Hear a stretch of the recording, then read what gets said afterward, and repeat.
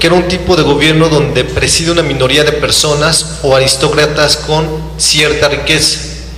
Y en mi opinión era la forma de gobierno preferida de Aristóteles, ya que su fundamento social era la existencia de una amplia clase media, definida por quienes no son muy ricos ni muy pobres, y a él le gustaba mucho esa idea del justo medio, ¿no? Del equilibrio. Y ambos sectores sociales extremos eran lo que a su juicio tendería al equilibrio de las fuerzas políticas en cualquier sistema de gobierno, y por tanto era su durabilidad era una garantía y en cualquier circunstancia. Y la democracia, otra vez, o sea, para ellos era la última opción de las buenas formas de gobierno. Y bueno, haciendo una reflexión o una comparación entre ambos autores, ellos van a coincidir en esta idea de la educación obligatoria como el medio más apropiado para formar a la ciudadanía y por ende contribuir al mejoramiento de las funciones del Estado. En este punto yo no noto discrepancias importantes, porque de hecho ellos atendieron centros educativos, ¿no?, de su tiempo, y fueron, digamos, los primeros que existieron, y estaban destinados básicamente a la formación de gobernantes. Por ejemplo, Aristóteles fue maestro de Alejandro Magno, ¿no? Más bien las diferencias entre ellos van a residir en que Platón parte de la persona o el individuo, ¿no? De allí que proponga al filósofo rey, mientras que a Aristóteles le interesa más bien el tipo de leyes, no la persona, porque la persona tiene un término biológico y las leyes no pueden perdurar, aunque se reformen, como ocurre con, por ejemplo, nuestra Constitución, ¿no? Quién sabe cuántas veces la han reformado, pero ya no es la original, después de tantas reformas, pero ahí está. Si hubiera sido la persona, pues ya eso ya no existiría, ¿no? Otra discrepancia entre ambos pensadores es la duración del tiempo. En el caso de Platón, el periodo de gobierno pues únicamente es lo que dura la vida de un gobernante, es el ciclo biológico, como les comentaba. En cambio, Aristóteles pensaba a largo plazo, ¿no?, a través de las leyes. Y bueno, y así fue el caso, por ejemplo, de Roma, ¿no? Duró casi 1000 años. Ahora, miren ustedes, vamos a ver, pues, pasar al siguiente. San Agustín, no sé si este autor lo conoce. Pues sí. Bueno, la ciudad de Dios. San Agustín pertenece a este pensamiento cristiano, ¿no? Y es uno de los autores como más importantes. Él aspiraba a una república cristiana, y él decía que había dos tipos de ciudades, una ciudad terrenal y una ciudad de Dios. La ciudad terrenal tendría que ser gobernada necesariamente por un gobierno civil, es decir, por hombres. Pero la ciudad de Dios, esta correspondería a la iglesia o al clero, perdón.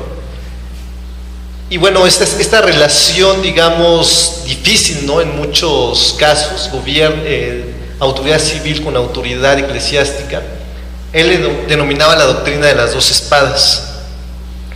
Entonces, miren, el significado etimológico de religión es lo que une a unas personas con otras, de acuerdo con sus creencias sobre lo sagrado o divino. Los autores que se revisan en esta corriente de pensamiento religioso están ubicados en la Edad Media, y su pensamiento es diferente a los autores griegos. Sus ideales van a surgir del ámbito religioso o espiritual desarrollado por la humanidad del siglo V. La Iglesia cristiana surgió como una institución autorizada para gobernar los asuntos espirituales de la humanidad con independencia del Estado. Y fue, según Sabine, el cambio más revolucionario de la historia de Europa occidental, ya que el cristianismo era una doctrina de salvación, no una filosofía ni una teoría política. Dicha doctrina coincidía con el gobierno providencial del mundo, los principios del derecho positivo y el gobierno justo e igualitario de todos los hombres a los ojos de Dios. Para ellos el derecho natural era también la ley de Dios en el mundo. Y bueno, el sentido de esta frase de pagad pues al César lo que es del César y a Dios lo que es de Dios, quería decir que la obediencia era un deber impuesto por Dios. ya que los gobernantes eran sus ministros en el mundo, por esta teoría de la doctrina de las dos espadas. Incluso los malos gobernantes eran vistos como un castigo divino por los pecados cometidos por la humanidad de ese tiempo y se tenía la obligación de obedecerlos. Las enseñanzas de esta religión no eran subversivas a los principios de dominación del gobierno. Al contrario, sus principios de obediencia legitimaban el papel de la autoridad, aunque ésta fuese mala, ¿no?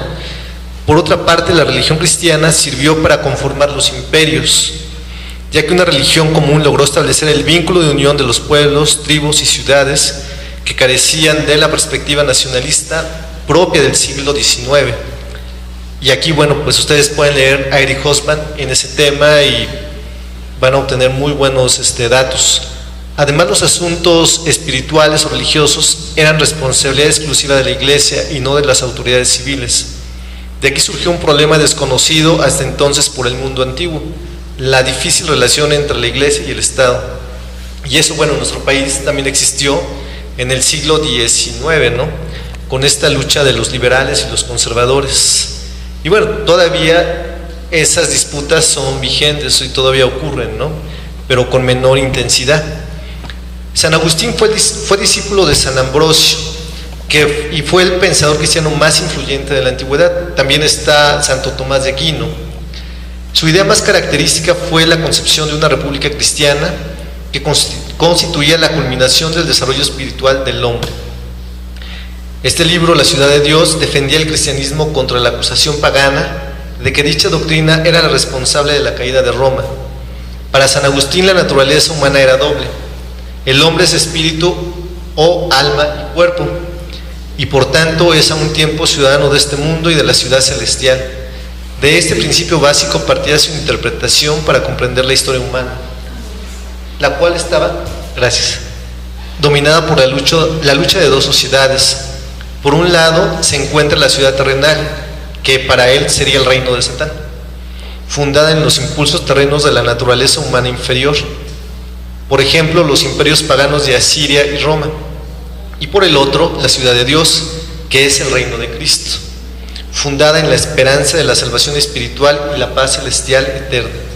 De este modo, San Agustín explicó la caída de Roma, que era la tendencia natural de todos los reinos terrenos hacia su desaparición, ya que el poder terreno es por naturaleza mudable e inestable. Dicho poder estaba fundado en la guerra y la dominación de la humanidad.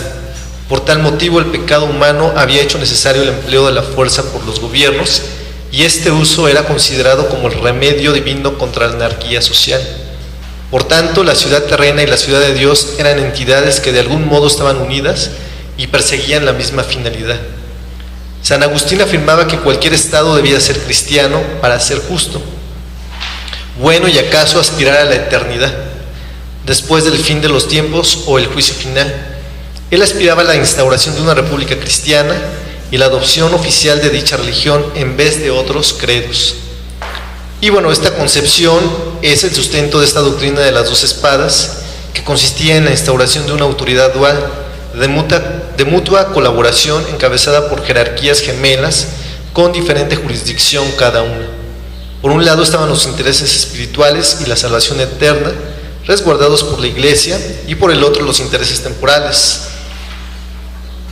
o seculares, responsabilidad del gobierno civil, encargado del mantenimiento de la paz, el orden y la justicia en la tierra. Y bueno, estas, digamos, son las ideas básicas, ¿no?, de este pensamiento. Ahora vamos a ver a Nicolás Maquiavelo. No sé si conocen a este autor. Su libro, El Príncipe, que es el más conocido, ¿no? Bueno, las obras más importantes de Nicolás Maquiavelo fueron El Príncipe y los discursos sobre la primera década de Tito Livio, que comenzó y terminó en 1513. Ambos libros presentan aspectos del mismo problema: las causas del auge y la decadencia de los estados y los medios por los que los estadistas pueden hacer que perduren. El Príncipe en particular trata de las monarquías o gobiernos absolutos, y el segundo se ocupa de la expansión de la República Romana, es decir, los discursos de Tito Livio. Entonces, miren, la propuesta de Maquiavelo apunta hasta ese tipo de gobiernos, monarquías o gobiernos absolutos. Él está pensando en un príncipe con poderes excepcionales, o sea, él está por encima de la ley, porque si él está abajo igual que todos los demás, pues él no puede garantizar la permanencia o la vigencia de este Estado. ¿Por qué? Porque el hombre es malo por naturaleza, y al ser el hombre malo por naturaleza, pues debe haber alguien que lo pueda contener o eliminar incluso, ¿no? Y tiene toda la autoridad para hacerlo. Lo que es importante con Maquiavelo es que él es el primer autor que habla sobre el Estado. Él fue el autor de este concepto original. ¿Qué es un Estado? Bueno, pues es básicamente una organización política que detenta el poder. Posee un territorio, un gobierno y una sociedad. Es el primer autor que habla de ese concepto de Estado. Y miren, las fuentes principales del pensamiento de Maquiavelo fueron el desarrollo de una meticulosa observación de su realidad. También es un autor empírico. Él fue consejero de varios príncipes italianos, recuperó las enseñanzas de la historia política conocida hasta su tiempo y retomó los conocimientos del arte de la guerra, que sugería como un conocimiento básico de cualquier gobernante. Maquiavelo, ante la corrupción y división que prevalecía en Italia, recuerden ustedes que Italia en ese tiempo pues no era un reino unido, eran varios reinos. Estaba dividida en 5 estados: el reino de Nápoles, Milán, la República Aristocrática de Venecia y la República de Florencia. No era como ahora la conocemos, ¿no? Entonces Maquiavelo pues siempre estuvo preocupado por esto. Por eso él no duda en sugerir un príncipe con poderes excepcionales, capaz de crear un nuevo Estado o unificarlo, como va a ocurrir después, basado en leyes, no omite esto, y libertades ciudadanas. Sin embargo, para conseguir ese ideal era necesario refundar y unificar el Estado italiano de ese tiempo. Por otra parte, Maquiavelo es considerado como el primer pensador político moderno, por, como les digo, el concepto de Estado, que aquí lo tenemos, pero su filosofía adolecía de la concepción del poder soberano, o sea, no es teórico Maquiavelo. Y esta idea del poder soberano después la van a desarrollar mejor Jean Bodin y Thomas Hobbes. Los consejos más sobresalientes, porque así es El Príncipe, es un libro que si ustedes lo leen está lleno de consejos, ¿no?, hacia un gobernante. Lo que él dice es que esos consejos están basados en la historia y que se pueden usar en cualquier momento, solamente hay que actualizarlos de acuerdo a las circunstancias. Y sí, muchos gobernantes retoman esas ideas para gobernar. Sus consejos más sobresalientes fueron la organización de un ejército regular en vez del uso de los mercenarios, y eso todos los estados lo tienen, o sea, un ejército para defenderse de las amenazas internas y externas, ¿no? El empleo prudente de la violencia, o sea, Maquiavelo nunca sugiere un uso de la violencia inmoderado, sino moderado, y es como la última alternativa de cualquier gobernante, o debería de serlo. La astucia e inteligencia de su príncipe gobernante también, o sea, debe ser un príncipe pues saber jugar, ¿no?, con sus posibilidades para lograr lo que él quiere. También él sugiere hacer leyes adecuadas a la realidad de la sociedad, no ir en contra de sus costumbres o tradiciones. Y también sugiere respetar la propiedad privada como la vida de las personas.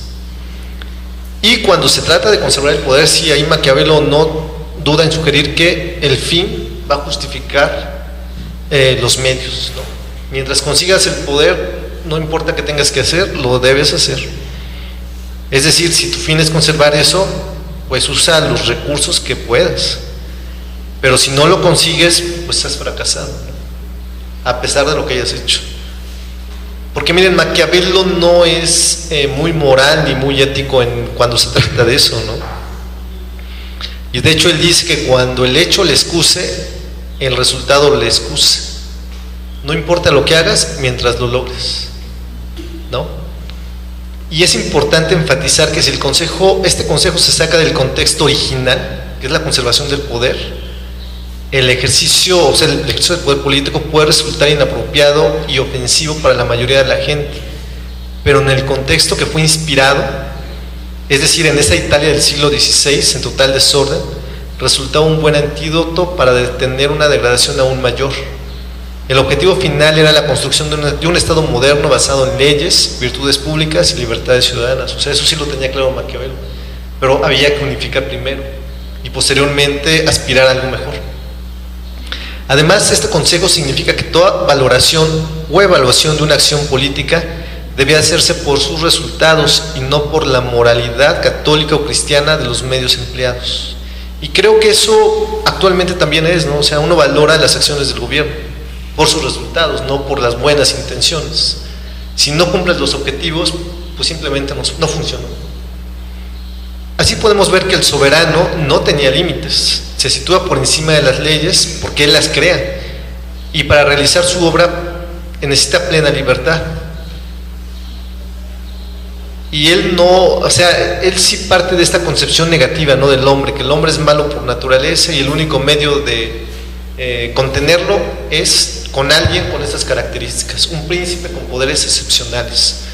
De hecho, la Constitución política sí considera en situaciones excepcionales que el presidente puede tener o puede limitar las libertades públicas, ¿no? Y ese, digamos, es un principio constitucional. Claro, tiene que ser aprobado por el Congreso, pero existe la figura en la Constitución política. Puedes pasar. El siguiente autor